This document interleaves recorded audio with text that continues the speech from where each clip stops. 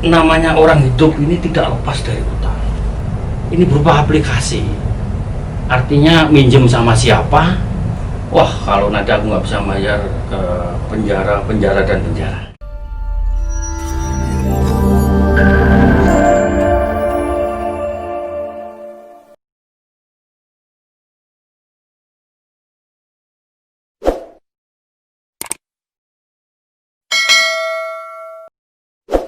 Assalamualaikum warahmatullahi wabarakatuh. Salam sejahtera, sahabat-sahabat abang dimanapun berada, dan sahabat-sahabat abang apapun agamanya. Perkenalkan, nama saya Imam Zuhadi SH, advokat yang berkantor di Jakarta. Kami memperkenalkan channel kami yang bernama Solusi Abang. Adapun maksud dan tujuannya channel kami Solusi Abang ini, namanya solusi itu pasti jalan keluar. Jadi jalan keluar dari semua persoalan, baik persoalan yang menyangkut ranah hukum pidana maupun hukum perdata. Tapi yang marah akhir-akhir ini terkait masalah keuangan, terkait masalah utang piutang. Jadi sebenarnya utang piutang ini bukan hal yang baru, persoalan klasik. Jadi mulai zaman kerajaan, terus zaman penjajah Belanda, zaman merdeka, awal kemerdekaan, maupun zaman yang era digital dan juga era milenial yang kita hadapi saat ini. Nah, namanya orang hidup ini tidak lepas dari utang. Artinya di sini bukan utang budi, tapi utang benda atau utang uang. Nah, utang itu macam-macam. Jadi jenisnya utang itu macam-macam.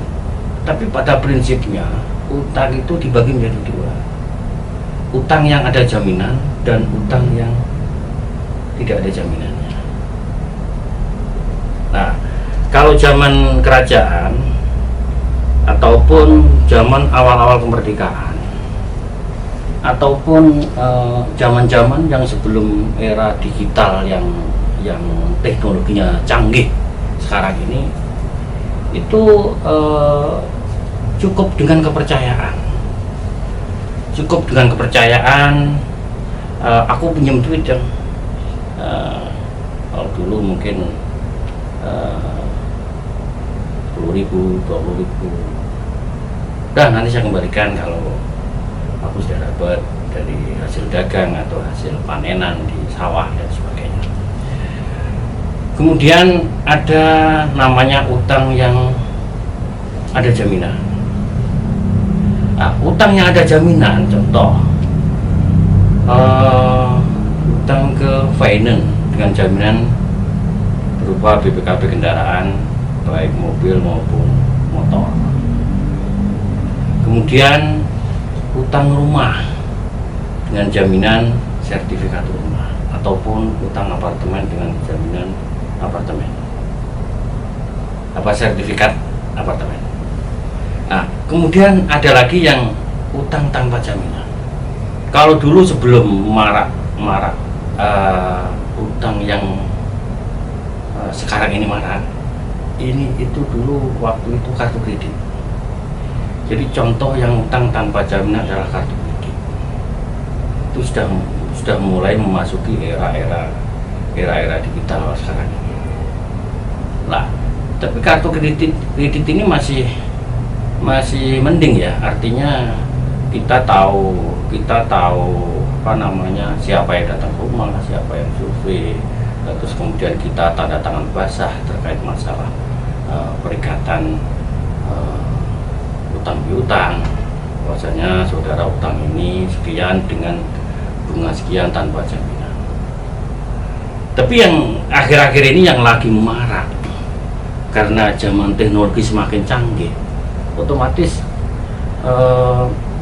utang piutang pun juga semakin canggih.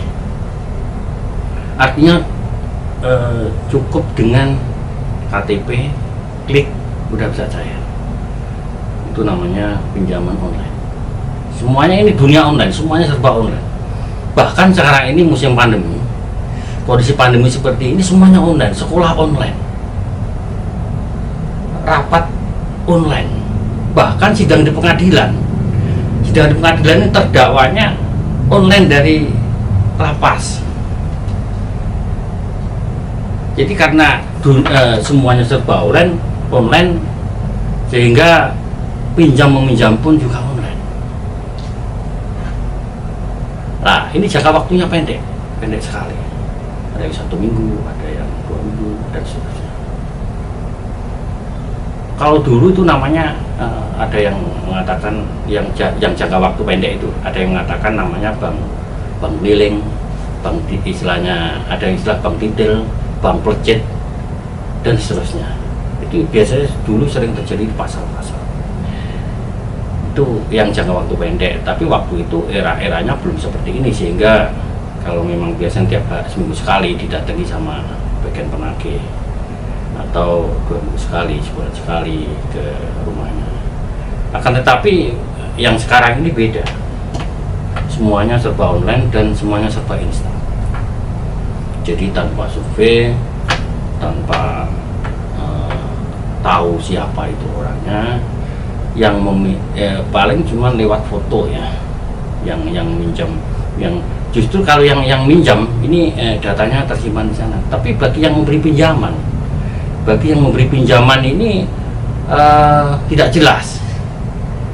Ini berupa aplikasi, artinya minjem sama siapa, paling masa kita sama aplikasi, terus tanda tangannya seperti apa. Nah, makanya di era digital semacam ini semuanya dipermudah, termasuk utang online dipermudah, akan tetapi juga semuanya ada risikonya. Jadi apapun itu ada risikonya, utang apapun ada risikonya. Kalau utang jaminan, ada jaminannya, itu nanti yang akan di kalau memang gagal bayar atau kredit macet, itu nanti yang akan diambil jaminannya. Tapi kalau utang tanpa ada jaminan, kayak pinjaman online ini atau yang lebih keren dinamakan pinjol, itu nggak ada jaminannya. Lah, sanksinya apa? Nah, sanksinya ya apa? Sanksi denda, bunga, ditagih kolektor, itu pasti. Itu memang risiko orang yang utang, terutama online kayak macam ini. Jadi kalau pinjaman online cukup mengganggu sekali. Tapi saya pribadi sebagai seorang praktisi hukum, saya sangat mendukung. Jadi adanya beberapa aplikasi online yang memberikan fasilitas pinjaman kepada masyarakat, asalkan BI checking-nya bagus, mungkin seperti itu. Saya juga belum pernah. Itu bisa mengambil, walaupun nilainya nggak seberapa ya, nilainya nggak terlalu gede, tapi cukup dipermudah.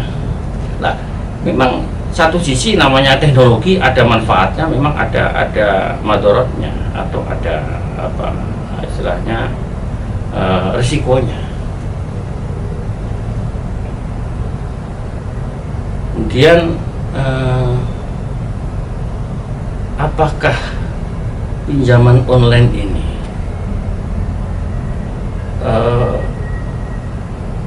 kalau resikonya, kalau nggak ada jaminan, otomatis kan selalu ditagih. Seperti yang tadi di depan saya sampaikan, saya katakan selalu ditagih.